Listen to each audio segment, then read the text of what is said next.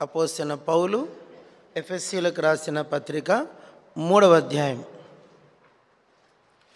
ఈ అధ్యాయంలో 1 నుంచి 13 వచనాలు చదువుకుందాం. 1 నుంచి 13, 1 to 13. ఈ హేతువు చేత అన్యజనులైన మీ నిమిత్తం క్రీస్తు యేసు యొక్క ఖైదీనైన పౌలను నేను ప్రార్థించుచున్నాను.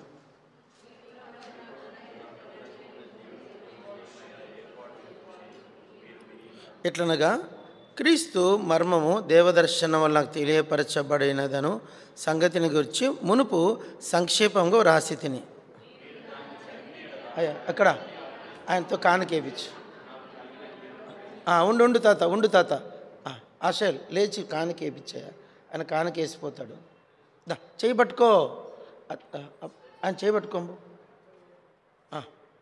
నెమ్మది. సరే, ఏం చెబుతున్నాము? మీరు దాన్ని చదివిన యెడల దాన్ని బట్టి ఆ క్రీస్తు మర్మమును గురించి నాకు కలిగిన జ్ఞానము గ్రహించుకొనగలరు.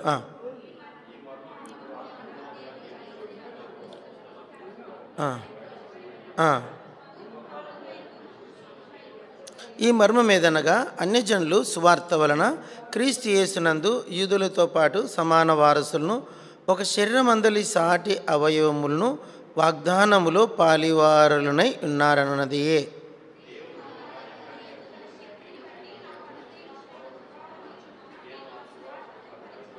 దేవుడు మన ప్రభువైన క్రీస్తు యేసునందు చేసిన నిత్య సంకల్పము చొప్పున పరలోకములో ప్రధానులకును అధికారులకును సంఘము ద్వారా తన యొక్క నానా విధమైన జ్ఞానము ఇప్పుడు తెలియబడవలెనని ఉద్దేశించి శోధింప శక్యము కాని క్రీస్తు ఐశ్వర్యమును అన్యజనులలో ప్రకటించుటకును, సమస్తమును సృష్టించిన దేవుని యందు పూర్వకాలం నుండి మరుగైయున్న ఆ మర్మమును గూర్చిన ఏర్పాటు ఎట్టిదో అందరికీ తేటపరచుటకును పరిశుద్ధులందరిలో అత్యల్పుడనైన నాకు ఈ కృప అనుగ్రహించెను.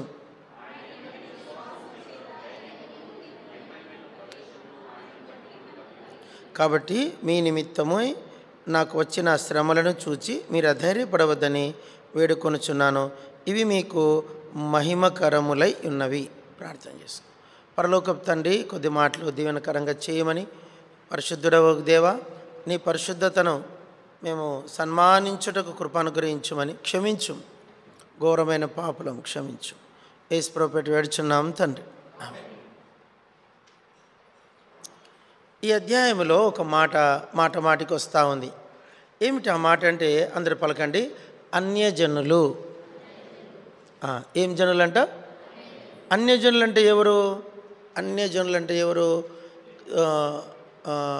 నిజదేవుణ్ణి కొలవని ప్రజలందరూ కూడా అన్యజనులే. క్రైస్తవులని కాదు, హిందువులని కాదు, యూదులని కాదు. నిజదేవుణ్ణి, ఒక్కడైన దేవుణ్ణి, ఆ అదృశ్యుడైన దేవుణ్ణి, లేక ఆ సర్వమును సృష్టించిన ఆ దేవుణ్ణి ఎవరైతే ఎరగకుండా తమకు తోచిన దాన్ని ఆరాధిస్తూ పూజిస్తూ ఉంటారో వాళ్ళందరూ కూడా ఎవరంటే అన్యజనులు. ఏం పేరు వాళ్ళ పేరు? అన్యజనులు ఇంగ్లీష్లో జెంటైల్స్ అంటారు. ఏమంటారు? జెంటైల్స్. ఈ జెంటైల్స్ అనబడిన ఈ అన్యజనులు ఎలాంటి వారంటే, నన్ను సెంటర్ ఫ్యాన్ ఆఫ్ చేసి నాదొకటి, ఎలాంటి వారంటే వీళ్ళ గురించి ఒక మాట రాయబడింది. చదవండి. అపోస్తలుడైన పౌలు కొరింథీయులకు రాసిన మొదటి పత్రిక 15వ అధ్యాయం. అన్యజనులు ఎలాంటి వారో చదవండి. 1 కొరింథీ 15వ అధ్యాయము 32వ వచనం చదవండి. 32 1 కొరింథీ 15వ అధ్యాయము 32వ వచనం.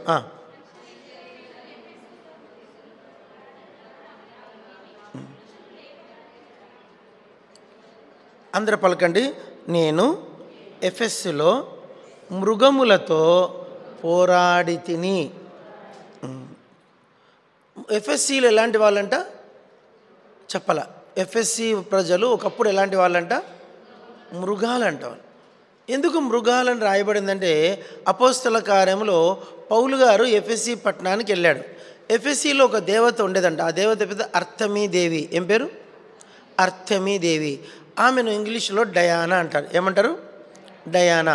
ఈ డయానాను చాలా పేర్లు ఉన్నాయి బైబిల్లో. ఆమె పేరు ఆకాశరాణి. ఆకాశరాణి అన్న ఆమె, అర్తెమీదేవి అన్న ఆమె, ఇంగ్లీష్ బైబిల్లో డయానా అన్న ఆమె, అష్టార్తే దేవని కూడా వస్తుంది, అది కూడా ఆమె. ఇట్లు ఆమెకు చాలా పేర్లు.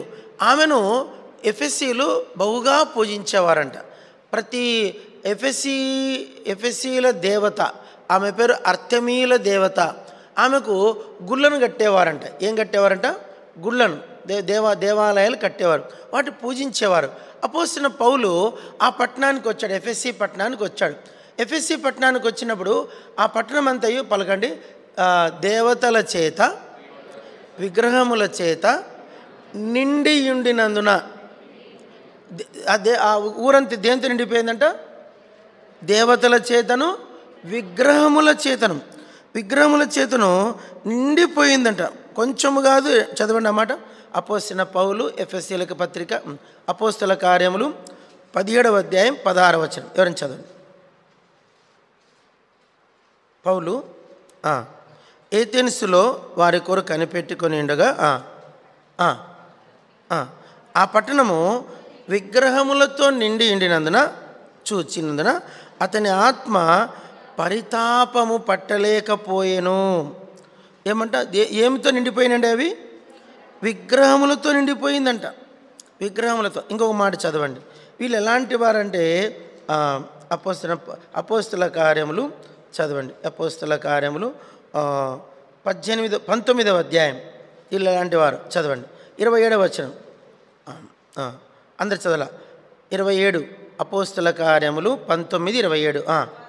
మరియు ఈ మన వృత్తి యందు లక్ష్యము తప్పిపోవటయే కాక మహాదేవి అయిన అర్తెమీదేవి యొక్క గుడి కూడా తృణీకరించబడి. చూడండి, అది ఆ ఊరిలో ఎవరున్నారంట? చదవండి. 35 కూడా చదవండి.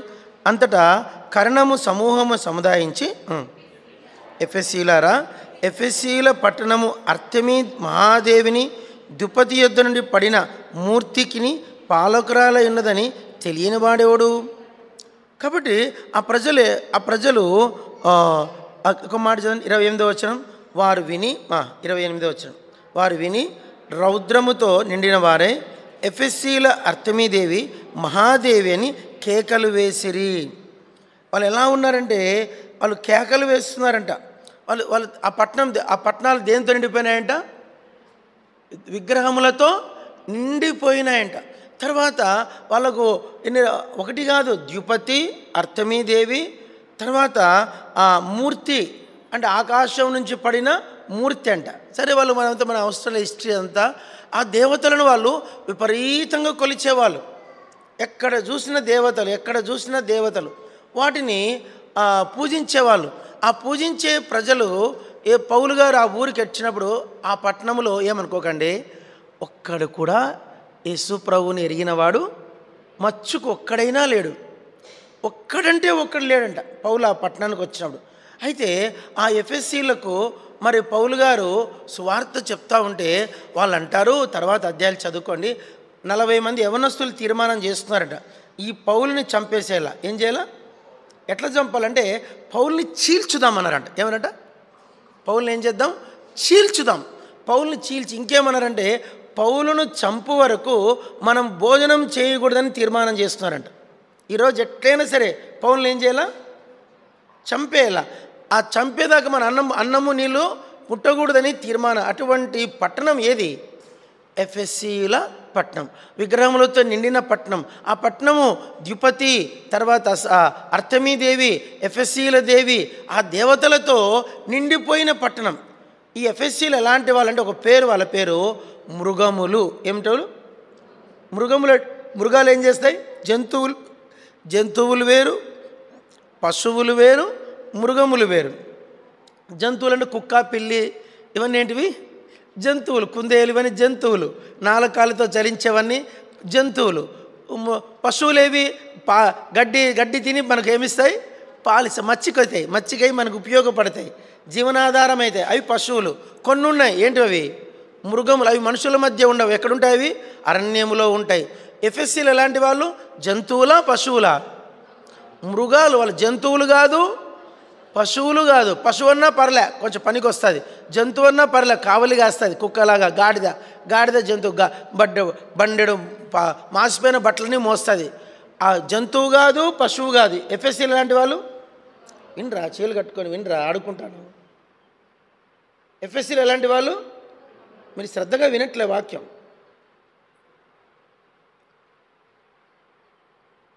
ఎఫ్ఎస్సీలు ఎలాంటి వాళ్ళు? జంతువుల, పశువుల? వాళ్ళు మృగాలు.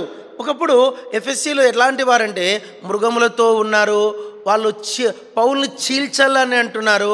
వాళ్ళు విగ్రహములతో నిండి ఉన్నారు. తర్వాత దేవతలను, అన్య దేవతలను పూజించేవారు. వీళ్ళకు పేరు అన్యజనులు. ఏం పేరు? అన్యజనులు.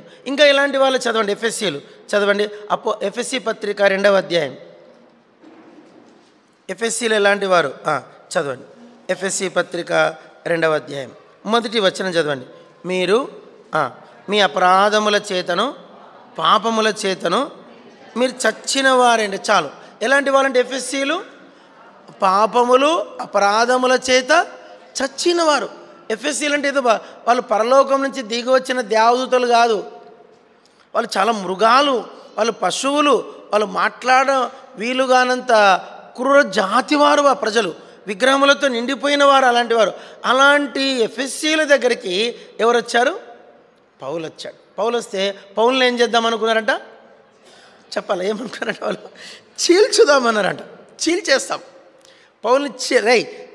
నువ్వు ముక్కలు చేద్దాం పౌల్ని చెప్పి తీర్మానం చేసుకొని పట్టణమంతా గలిబిలి పౌల్ని పట్టుకోవాలని ఎంత తీవ్రమైన పోరాటం చేశారట. పాపము అలాంటి పరిస్థితుల్లో సైనికులే పౌల్ని అరే వీళ్ళు చీల్చేస్తారని అర్థమై చూడండి. దేవుడు బైబిల్లో ఒక మాట ఉంది, నీకు విరోధముగా గుంపు కూడువారు నీ పక్షం వారగుదురంట. చదవండి, అన్నమాట ఎక్కడుంది? యెషయా గ్రంథం 54. యెషయా 54 చదవండి. యెషయా 54. నిజంగా ఈ మాట ఇక్కడ పౌలుకి నెరవేరింది. యెషయా గ్రంథం 54 చదవండి. 15వ వచనం. 15 54:15. గుంపు కూడెను వారు నా వలన కూడరు, నీకు విరోధంగా గుంపు కూడువారు నీ పక్షము వారగుదురు. పౌలును చంపాలనుకొని తీర్మానం చేసుకొని ప్రతిజ్ఞ చేసిన ప్రజలు ఓ పక్కుంటే, అదే గుంపు అదే ఎఫ్ఎస్సీలో కొందరు ఏం చేశారంట? పౌలుని చంపకూడదని ఏం చేశారంట? పౌలుని చుట్టూ కావలుండి పౌలుని ఎత్తుకొని పోయారంట. చంపుతారని చెప్పేసి సైనికులు ఏం చేశారు చెప్పండి? చెప్పాలా ఏం చేశారంట? పౌల్ని ఇట్లా ఎత్తుకొని పోయి లోపలికి తీసుకెళ్ళి జైల్లో పెట్టారంట. ఆ దినములు కనుక పౌల్ని జైల్లో పెట్టకుండా ఉంటే ఆ ఊరి ప్రజలు ఏం చేసేవాళ్ళు? చీల్చేసేవాళ్ళు. చూడు దేవుడు ఎంత కొన్ని సందర్భాల్లో మనకు మేలు కొరకే ఎన్నో చేస్తాడు దేవుడు, మనకు అర్థం కాదు కొన్ని. కాబట్టి పౌలు అలాంటి ప్రజల మధ్యకు సేవ చేసి వాళ్ళకి రాస్తున్నాడు అన్యజనులు అంటాడు. ఏమంటాడు? అలాంటి క్రూర జాతికి చెందిన ఆ ప్రజలకు పౌలు సువార్త అందించాడు. సువార్త అందిస్తే పౌలు ఎలా చెప్పాడు అనేది మనకు తెలియదు, కానీ మనం గ్రహించలేము. బహు కఠినమైన ప్రజల మధ్య పౌలు సువార్త చేసి వారిని ప్రభులోనికి రక్షణ నడిపించాడు.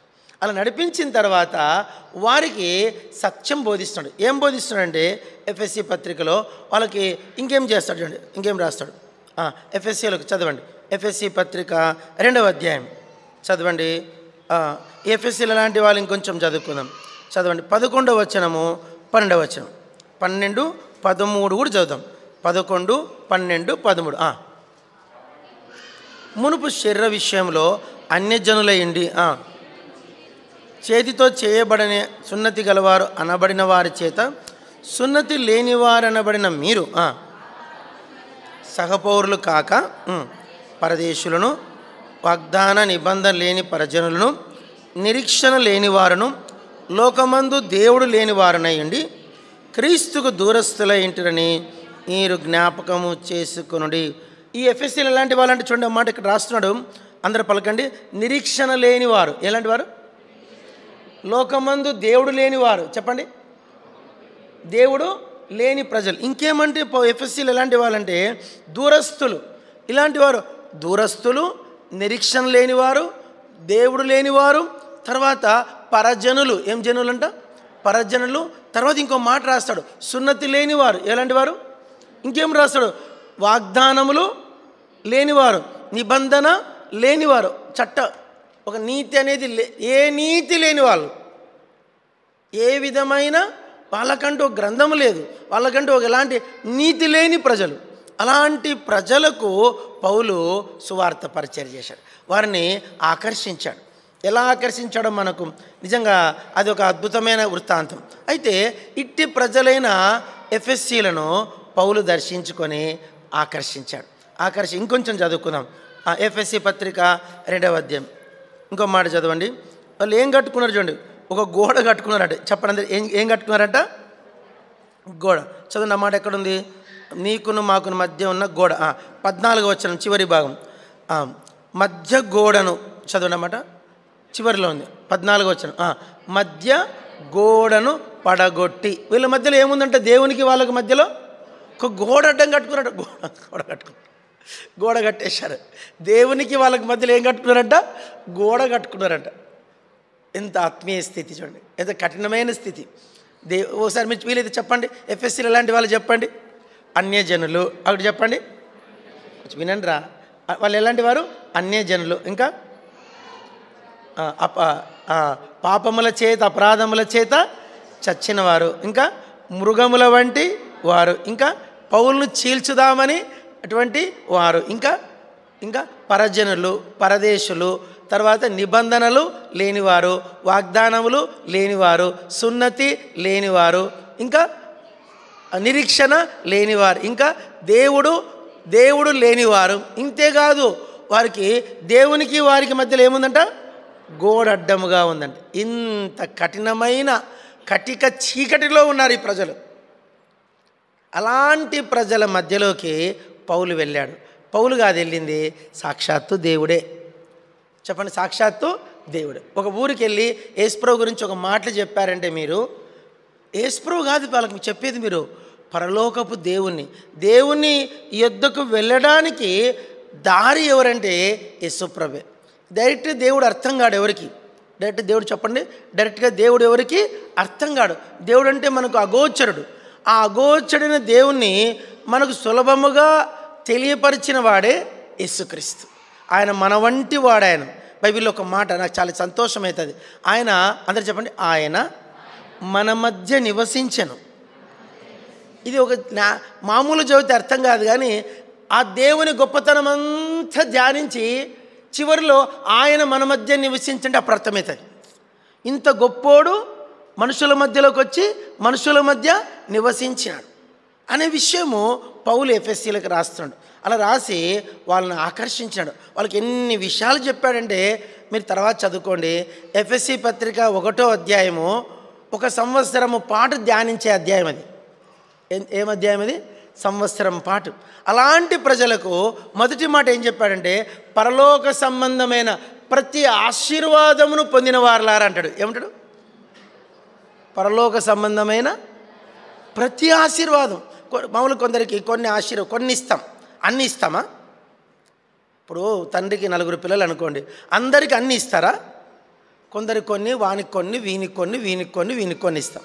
ఒరే నువ్వు పొలం తీసుకోరా, ఒరే నువ్వు ఇల్లు తీసుకోరా, రే నువ్వు అది తీసుకోరా, రే నా ఉద్యోగం నువ్వు తీసుకోరా.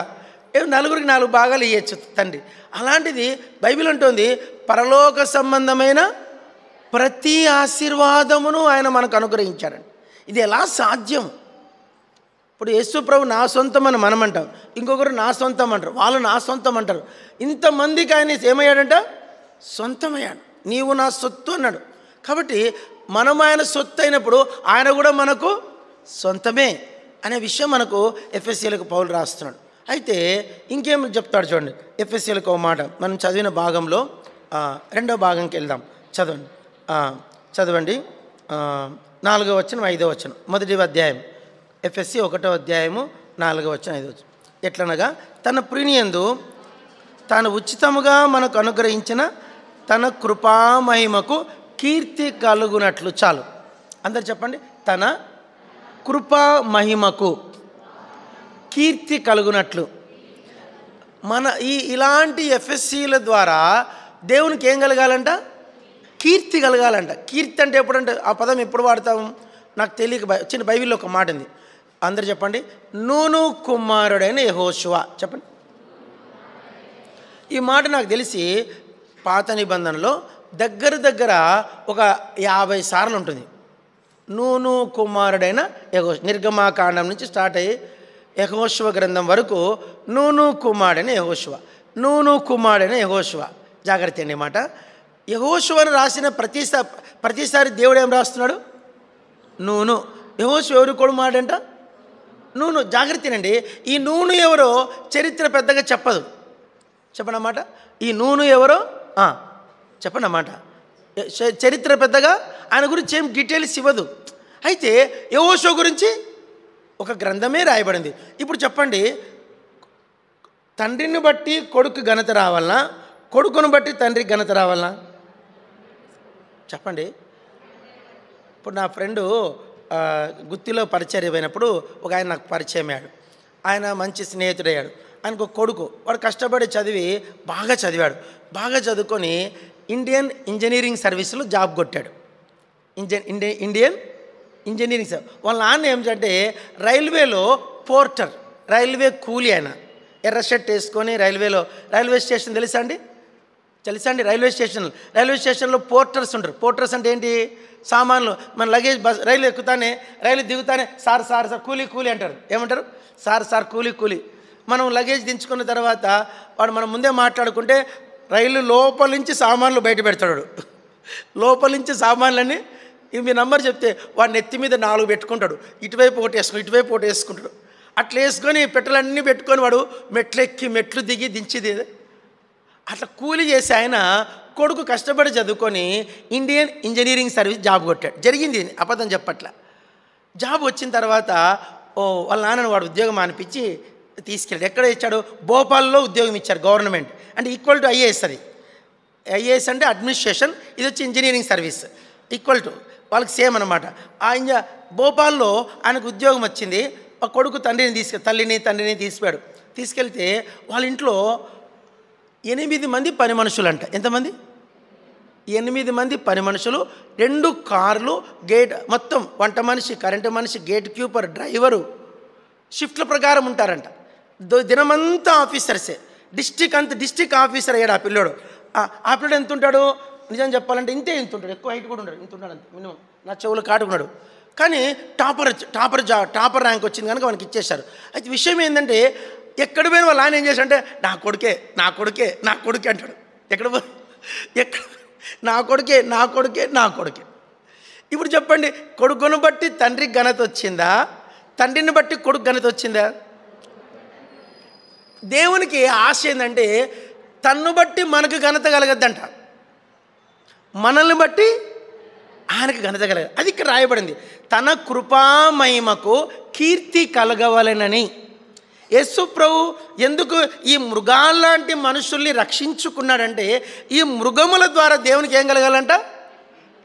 తన మహిమకు కీర్తి. దేవదూతలు ఇట్లా ఆశ్చర్యపోవాలంట. ఏమిటి వింత? ఇప్పుడు చూడండి, మనం ఇప్పుడు మామూలుగా ప్రపంచం అంతా కలిసి తిరిగితే 7 వింతలే ఉన్నాయి. ఎన్ని ఉన్నాయి? ఇప్పుడు నిజంగా చెప్తాను, ఏమనుకోకండి. ప్రపంచం అంతా తిరిగితే ఎన్ని వింతలు ఉన్నాయి? 7 వింతలు. ఇప్పుడు మనము ఈ మందిరంకి వచ్చే 500 మంది 500 వింతలే.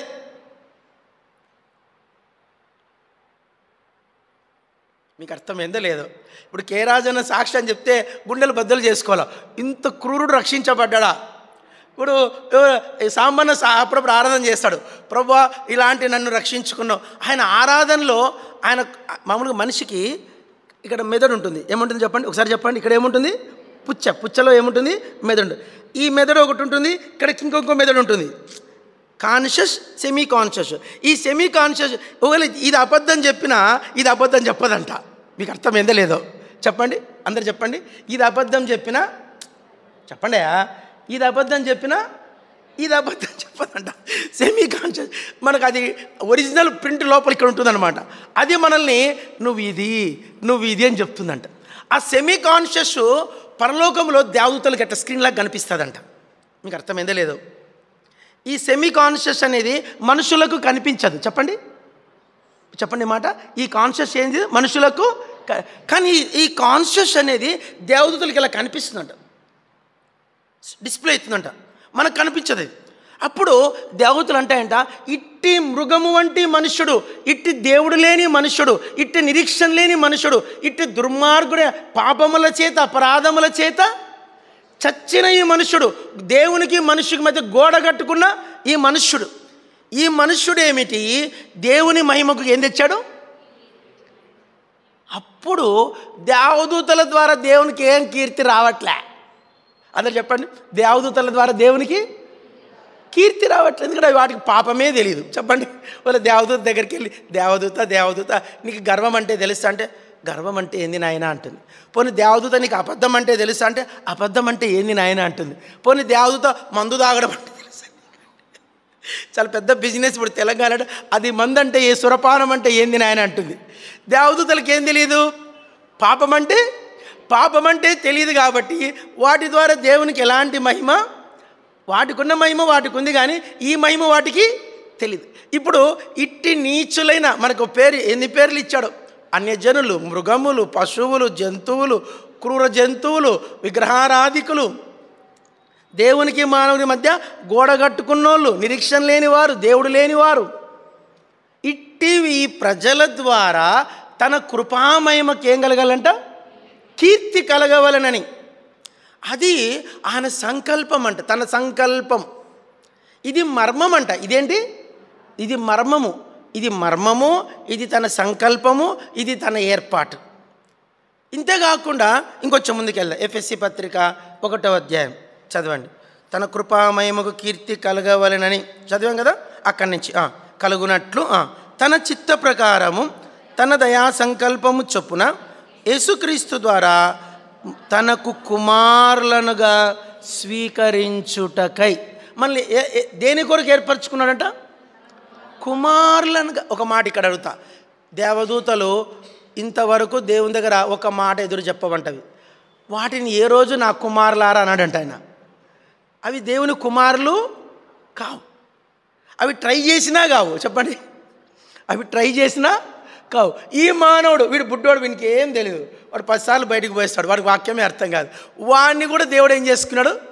తన కుమారులనుగా. అందుకే చిన్న సండే క్లాస్ పరిచయం కూడా తక్కువ అంచనా వేయద్దంట. ఏ పరిచర్య? చిన్న ఇద్దరు రాని. ఒకసారి లండన్కి ఎబ్రో నుంచి కాన్వికేషన్, లండన్లో కాన్వికేషన్ జరిగేది ఇంతకుముందు. ఎబ్రో నుంచి 2 సిస్టర్స్ పేరు, ఫ్లైట్ టికెట్లు, వీసాలు అన్నీ పట్టుకొని, పాపం తిప్పలు పడి, లగేజ్లు పట్టుకొని, ఇన్ని సండే క్లాస్ లెసన్లు తీసుకొని వేరంట. వీబీఎస్ కదా, కాన్వికేషన్లో వీబీఎస్ కూడా ఉంటుంది. పెద్దవాళ్ళకు లెసన్ చెప్తే చిన్నపిల్లలకి ఏం చెప్తారు? మీకు ఎప్పుడన్నా కాన్వికేషన్ చూస్తే కదా, దేవుని చిత్తం అయితే అక్టోబర్లో పెడదాం. దేవుని చిత్తం అయితే ఒకటేసారి కాన్వికేషన్లో పెద్దోళ్ళకి మీటింగులు ఉంటాయి, యవనస్తులకి మీటింగులు ఉంటాయి, చిన్నపిల్లలకి వీబీఎస్ ఉంటుంది. 3 కలిపినది కాన్వికేషన్. సాయంత్రం మళ్ళీ సువార్త ఉంటుంది. చాలా బాగుంటుంది కాన్వికేషన్. అట్లా 5 ప్రోగ్రాములు ఒకే రోజు జరుగుతాయి. కాన్వికేషన్ ఉంటుంది, పెద్దలకు మీటింగులు ఉంటాయి, యూత్ మీటింగులు ఉంటాయి, సిస్టర్స్ మీటింగ్ కూడా ఉంటుంది. ఏముంటుంది? 5 రోజులు కాన్వికేషన్ అంటే 5 రోజులు సిస్టర్స్ మీటింగ్. ఒక్కో రోజు ఒక సిస్టర్ వాక్యం చెప్తాయి. అట్లా ఏం చెప్తున్నాయి మాట, అలా అంత కష్టపడి లగేజ్లు కట్టుకొని లండన్కి పోతే పెద్దవాళ్ళేమో 300 మంది వచ్చారంట. సండే క్లాస్కి ఒకడు వచ్చిండంట. ఎంతమంది? ఒక్కడే. వాడు లండన్ వాడు కాష్ బుష్ వాష్ అంటాడు. వాడు వచ్చి కూర్చుంటే ఈ టీచరు పాపం 2 సిస్టర్స్, ఎబ్రోని సిస్టర్స్, పాపం ఎంత గ్రాండ్గా వెళ్ళారంట. వాళ్ళు మంచి చీరలు, మంచి డిజైన్ చేసుకొని మంచిగా చక్కగా తయారైపోతే స్టూడెంట్ ఎంతమంది వచ్చాడు? ఇక్కడే వచ్చాడు. వాడు వచ్చి కూర్చొని వాడు వినటమే లేదంట. టీచర్కి లెసన్ చెప్తా ఉంటే ఏడుపు వచ్చిందంట. ఏమొచ్చిందంట? లెసన్ రావట్లేదంట. వాడు వినట్లే. ఇంత సిద్ధపడి ఒక ట్రంక్ పెట్టకు తీసిపోయింది లెసన్లు. ఇంత సిద్ధపడిపోతే ఒక్కడొచ్చిండు, వాడు వినట్లే. వాడు ఇంకా గందరగోళం చేస్తున్నాడు. ఏం చెప్పాలో అర్థం కాక టీచర్ ఏడుస్తుంటే వానికి, why sister, why teacher, you are crying, don't cry అంటాడంట. వాడు వచ్చి వానికి ఏం అర్థం కాలే. టీచర్ ఏడవద్దు అంటాడంట. అప్పుడు టీచరు ఏం చెప్పాలో అర్థం కాక ఏడుస్తుందంట. వై యు ఆర్ క్రైయింగ్ అని అంట. అప్పుడు టీచర్ చెప్పిందంట, nobody can come Sunday class, that's why I'm crying అనిందంట. ఎవరు పిల్లలు రాలేదు కదా, అందుకు నేను ఏడుస్తాను. Don't cry, I will bring my friends అన్నట. చెప్పండి, నేను వెళ్ళి నా ఫ్రెండ్స్ని తీసుకొస్తానని చెప్పినాడు. పోయి మరుసదినము 20 మంది పిల్లలు తీసుకొచ్చాడట. అవును ఒక టీచర్ ఆ టీచరు ఒక కథ చెప్పి ఆ టీచర్ సంతోషంలో మళ్ళీ ఏడ్చిందంట. వై యు ఆర్ క్రయింగ్ అని అంట. ఇది అనదర్ క్రయింగ్ అని అంట. నిన్న క్రయింగ్ వేరు, ఈరోజు క్రయింగ్ ఇట్స్ అనదర్ క్రయింగ్ అంట. Don't cry, I will bring some more friends అన్నాడంట. మరిద్దరు మీరు నంబర్ చెప్తే పెద్దోళ్ళ సమానంగా పిల్లలు దగ్గర 60 మంది వచ్చారంట.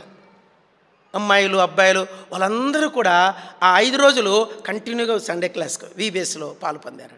నేను చెప్పేది ఏంటంటే, ఎందుకు దేవునికి ఇంత ప్రేమ అంటే, ప్రతి బిడ్డ దేవుని దృష్టిలో ఆయన కృపామహిమకు కీర్తి తేవాలని, ప్రతి మనుష్యుడు దేవునికి కుమారులనుగా స్వీకరించబడాలని. ఎఫెసీలనే కుమారులంగా స్వీకరిస్తే మనం ఎవరైనా చంపినామా, చీల్చినామా? మనం ఎవరిని చంపలేదు కదా. ఏమ్మా పుష్ప అంటే ఎంతమందిని చంపినావు నువ్వు ఇప్పటిదాకా? ఎవరిని ఒక్కనన్నా చంపలేదా? అరే ఏమన్నా ఏరా లత్తి ఒక్కనన్నా చంపినావా? ఎవరిని చంపలే. మరి మనము ప్రభు మన మీద పాపులమైతేనే రక్షించుకోలేదు ఆయన. పాపులనే కాదు, స్వనీతి పరులను రక్షించుకున్నాడు. ఏ నీతి పరులు? స్వనీతి పరులు. దుర్మార్గుల్ని, అన్ని రకాల ప్రజల్ని పరలోకంలోకి చేర్చుకోవాలన్నదే దేవుని దయాపూర్వక తన కుమారులనుగా స్వీకరించుట. కుమారుడు అంటే ఇక్కడ మాట ఆగదాం. కుమారుడికి ఉన్న లక్షణం ఏంటంటే, తండ్రి పోలికలు ఉంటాయి. ఏముంటాయి? కొడుకు ఏముంటాయమ్మా? తండ్రి పోలికలు ఉంటాయి. ఇంకోటి తండ్రి డిఎన్ఏ ఉంటుంది. తండ్రి డిఎన్ఏ. ఇంకా ఏముంటాయి? తండ్రి గుణలక్షణాలు ఉంటాయి. తండ్రి నడక ఉంటుంది. తండ్రికి ఉండే బాల్యత కూడా వస్తుంది. నా కొడుకు ఇప్పటి నుంచే చింతపడతాను, డాడీ నీది శంషాబాద్ ఎయిర్పోర్ట్ కదా, నాది బేగంపేట అవుతుందా అంటాడు. నీది శంషాబాద్ అయితే నాది బేగంపేట, లేదురా నీది రన్వే అవుతుంది, ఢిల్లీ రన్వే అవుతుంది అన్నాడు. నీది ఇంటర్నేషనల్ ఎయిర్పోర్ట్ అవుతుంది, డాడీ నేను ఫ్లైట్కి వెళ్ళిపోయి అమెరికాకి వెళ్ళి మంచి లేదా ఇంకో దేశానికి వెళ్ళి నేను అది చేయించుకొని వస్తాను, ముందే చేయించుకొని వస్తా డాడీ అంటాడు. మరి బాధపడదులేరా, టైం వదిలేరా? లేదు డాడీ మళ్ళీ ఇప్పుడు ఒకటి ఉంటే బాగుండదు కదా, ముందే చేయించుకుంటా అంటాడు. అట్లా అదేంటంటే డిఎన్ఏని మార్చలేము, స్వభావమును మార్చలేము, పోలికలు మార్చలేము, అలవాట్లు స్వరూపంను కూడా మార్చలేము. తండ్రి పొట్టుకుంటే చెప్పండి, తండ్రి పొట్టుకుంటే కొడుకుడు పొట్టుగా వస్తాడు, ఏం చేయలేము మనం దానికి.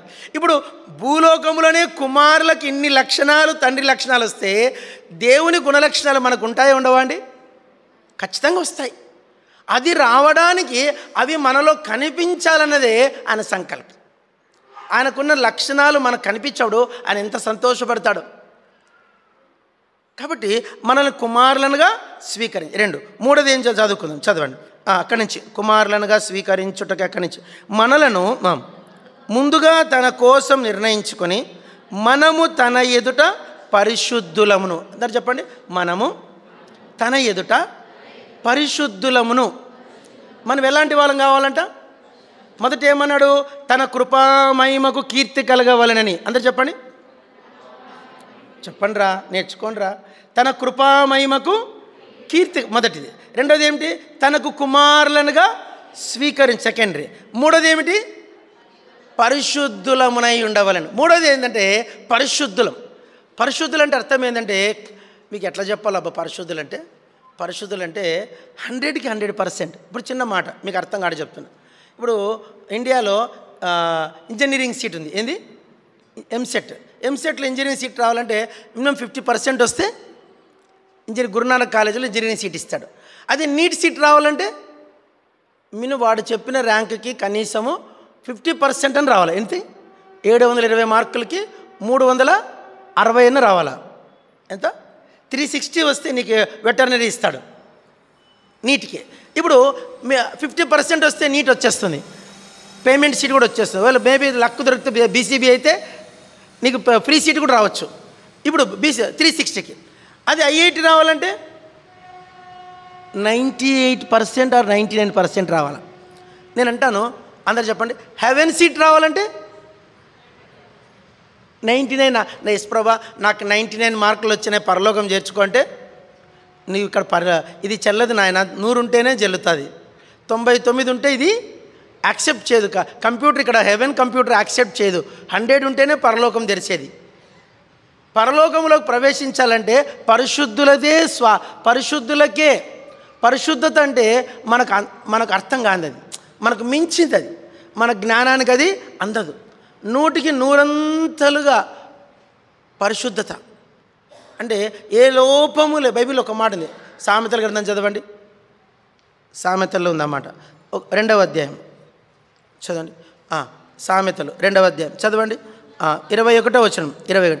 యథార్థవంతులు దేశమందు నివసించుదురు, లోపము లేనివారు.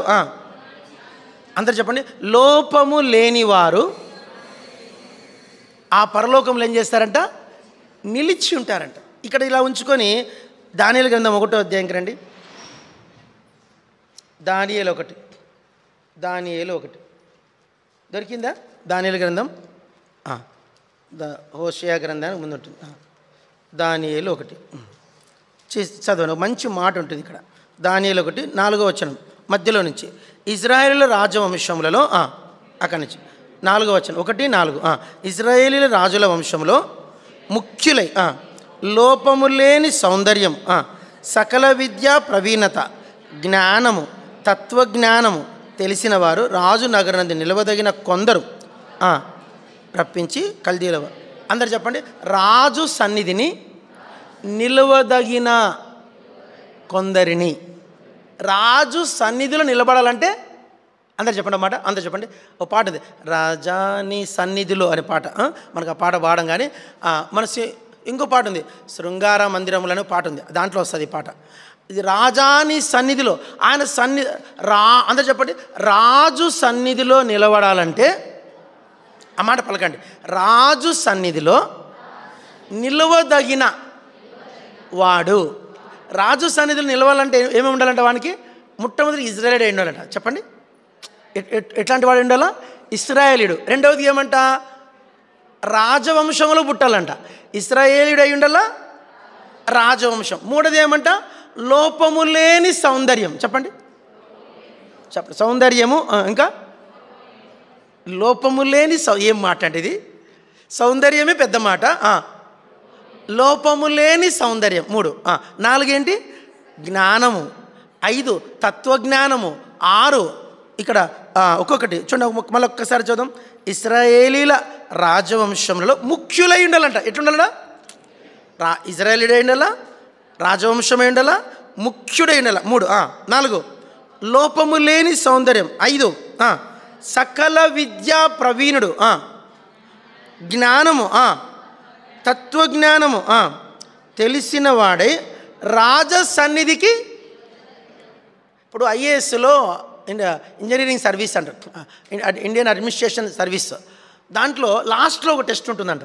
దాని పేరు ఏంటంటే పర్సనాలిటీ డెవలప్మెంట్. ఏంది? వాడు ఒక ఐఏఎస్ ఆఫీసర్గా ఉండడానికి సరిపోయే అందం కూడా ఉండాలంట. అన్నీ ఓకే అయిన తర్వాత మళ్ళీ ఏం చూస్తారంట? చెప్పండి. ఒక ఐఏఎస్ ఆఫీసర్కి ఉండాల్సిన లాస్ట్ ఎగ్జామ్ ఏంటంట? అందము కూడా ఉండాలట.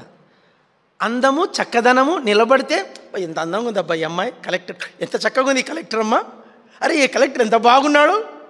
కలెక్టర్కి లాస్ట్లో ఏముండాలా? Personality development. అది కూడా చూస్తారంట. ఇప్పుడు ఒక రాజు సన్నిధిలో నిలబడడానికి, ఒక రాజుగారి సన్నిధి నిలబడేకే 7 లక్షణాలు కావాలా. ఇజ్రాయేలీయుడై ఉండాలా,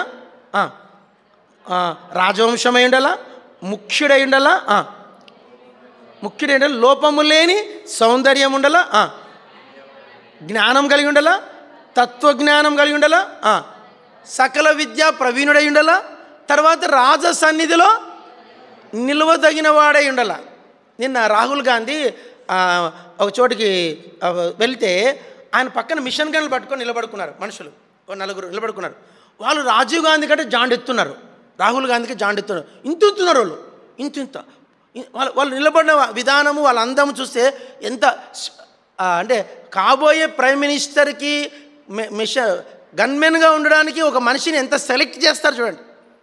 ఒక ఆర్మీకి తీసుకోవాలంటే అన్నీ చూసి తీసుకుంటారు, సెలెక్టెడ్. ఏంటి? ఇప్పుడు దేవుడు మనల్ని ఏమంటాడు? మొట్టమొదటి ఏంటి? తన కృపామహిమకు కీర్తి కలగాలని. రెండోది ఏంటి? కుమారులనుగా స్వీకరించాలని. 3 ఏమిటి? పరిశుద్ధులంటే దానికి ఈ క్యారెక్టర్స్ 7 ఈ అనుభవం, ఆత్మ సంబంధమైన లోపము లేని సౌందర్యం. అంత బాగుంది కానీ బ్రదర్ 24 గంటలు సెల్లు చూస్తాడంటే అయిపోయా. క్యారెక్టర్ అక్కడ అవుట్ అయిపోయాడు. అంత బాగుంది కానీ కొంచెం అబద్ధాలు ఆడతాడండి ఆయన, క్యారెక్టర్ బ్యాడ్. అంత బాగుంది కానీ మందిరానికి లేటుగా వస్తాడండి, క్యారెక్టర్ బ్యాడ్. అబ్రాహ్మ నేనే ఉన్నాను, ఒకరోజు లేట్ వస్తే 5 నిమిషాలు, ప్రతి మీటింగ్కి నేను లేట్ వస్తే ఏమంటారు, ఈ బ్రదర్కి పంక్చువాలిటీ లేదు. అన్నీ బాగుంది కానీ లేటుగా వస్తాడు. ఎంత బాగుంది కానీ ఆయనకు సాక్ష్యం లేదన్నా ఏమంటారు చెప్పండి, ఏం లేదంటారు. ఆయనకు సాక్ష్యం, ఏమి సాక్ష్యము, ఇంకా సాక్ష్యం జోలికి పోతే పెద్ద కథ. ఆయనకేం లేదు, సాక్ష్యం లేదన్నా. ఒకటి కాదు, అన్ని కోణాల్లో పరీక్షించితేనే కూర్చున్న వాళ్ళు దేవుని మాట్లాంటారు. కూర్చున్న వాళ్ళు ఏం చెప్పండి, ఇప్పుడు నా లోపములు ఏమైనా మీకు తెలిసాయనుకో ఏమంటారు, ఇంకా ఆయన చెప్తే మన మీనేది ఏందయ్యా అంటారు. ఒకటే మాట అంటారు, ఏమంటారు, ఆయన చెప్తే చెప్పండి అమ్మా, ఆయన చెప్తే మన మీనేది ఏంది అవసరం లేదంటారు. చూడండి, ఒక రాజు సన్నిధిలో నిలబడాలంటేనే ఇంత, ఒక భూలోకంలో ఒక సేవకునిగా నిలబడాలంటేనే ఇంత. ఇప్పుడు దేవుని సముఖంలో మనం ఒకప్పుడు ఎలాంటి వారం అంటే మృగములం. ఎలాంటి వారు, మృగములం, పశువుల. ఇంకా చెప్పాలంటే మనం అన్యజనులం, దేవుడు లేని వారం, ఇంక ఒకటిగా చచ్చిన వాళ్ళం. ఏంటి వాడి బతుకు చచ్చిన బతుకన, చచ్చిన బతుకు మంది, క్యారెక్టర్ లేని బతుకు. అలాంటి మనలను ఆయన తన కుమారులనుగా స్వీకరించుకొని మనల్ని ఆయన తన కృపామహిమకు, నిన్ను బట్టి దేవునికి ఘనత రావాలా చెప్పండి అన్నది దేవుని యొక్క, అలా చేసుకుంటూ నిన్ను సిద్ధపరచుకుంటూ తన మహిమ ఎదుట నిలబెట్టుకోవాలన్నదే ఆయన సంకల్పం. ఇదే ఆరాధన. ప్రభా నన్ను ఇంతగా ప్రేమిస్తున్నావు, ఇంత స్టేటస్కి నన్ను నువ్వు సిద్ధపరుస్తున్నావా, ఇందుకే నీకు నేనేం చెల్లించాలా, ఇవన్నీ ఒకటి చెప్పుకుంటూ వచ్చి మీరు కృతజ్ఞత చెల్లిస్తే అదే ఆరాధన. దీని కొరకై నీ దివ్యమైన కుమారుణ్ణి, అద్వితీయ కుమారుని నా కొరకై నువ్వు ఈ లోకంలోనికి పంపించినావు, అందుకే నీకు వందనాలు అని చెప్పగలిగితే ఆరాధన. ప్రభు మాటలు దీవించుగాక.